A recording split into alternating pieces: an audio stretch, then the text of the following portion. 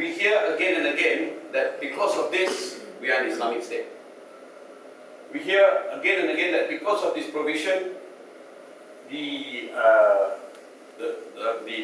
minaret of the mosque has to be higher than the dome of the temples and the gurdwaras. All these are pinned on Article 3. Now, the reality is this: in 1988, the Supreme Court, in the case of Cik Omar Cik So, interpreted Article 3.1, and this is what the Apex Court decided. The Apex Court declared that other than personal law of Muslims, which are applicable only to Muslims, the law governing public life is secular law. The Supreme Court in Cik Omar Cik So confirmed that we are a secular state. The Apex Court has recognized that unless the federal constitution is amended, the public law of this country will remain secular law. Now, I'll take you to the next slide, and this is a quotation from Tun Saleh Abbas. Tun Saleh Abbas, in Cik Omar Cik So, it was argued on appeal, somebody who had been sentenced to death for drug trafficking. Counsel argued that, look, in Sharia, there can be no death penalty for drugs. So he was arguing that this is an Islamic state. And this is Tun Saleh's response. We have to set aside our personal feelings because the law in this country is still what it is today, secular law, where morality not accepted by the law is not enjoying the status of law. Until the law and the system are changed, we have no choice but to proceed as we are doing today. This is a 1988 decision. In 2006, the federal court in the case of Murut Atikul Rahman had to deal with attempts by counsel arguing for the religious authorities, suggesting that Cik Omar Cik So was bad law. The federal court refused to not follow. They upheld Cik Omar Cik So in Murut Atikul Rahman. The following year, in the case of Latifah Mat Zain, again the federal court refused to go the way of arguments of counsel for the religious authorities and continues to maintain that Cik Omar Cik So is still good law. So it is not we who say that this is a secular state. The Reid Commission confirms that notwithstanding Article 3.1, this is still a secular state. And the fact the Supreme Court in 1988 has said this is secular law is the predominant law of this country. Right? So we keep hearing this argument of Islamic State, Islamic State, Islamic State. And who is it coming from? It's coming from the politicians who see it as being in their own interest to push this agenda of Islamic State. Can I have the next slide, please? Now, Article 153. Article 153 reads, it shall be the responsibility of the Yang di-Pertuan Agong to safeguard the special position of the Malays. It is not privileges. It is special position of the Malays and natives of any of the states of Sabah and Sarawak. Now, don't overlook this. And the legitimate interest of other communities in accordance with the provisions of this article.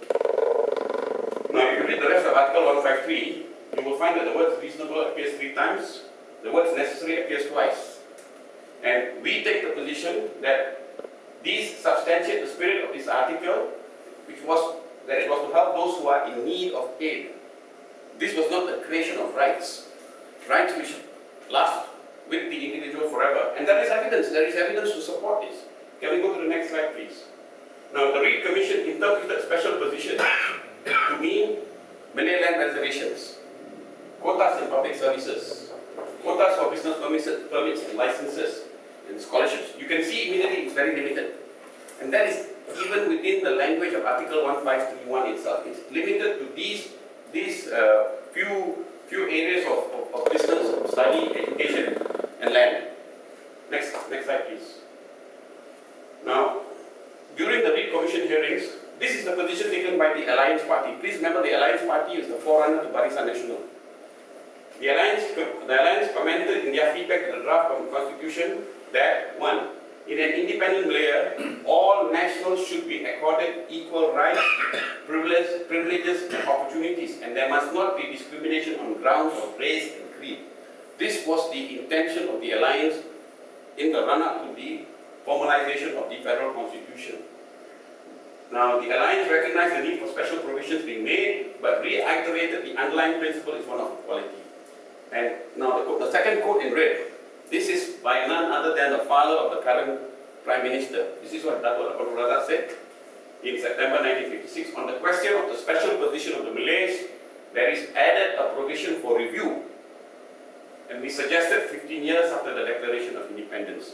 Meaning to say the Alliance recognized that Article 153 was a leg up, if you will, to help the Malays, help the natives of Sabah and Sarawak weren't even there, and it was just the Malays, to help them catch up. It was an affirmative program and nothing else. And they anticipated that 15 years after independence, 153 would be reviewed to see whether there was still a need for it.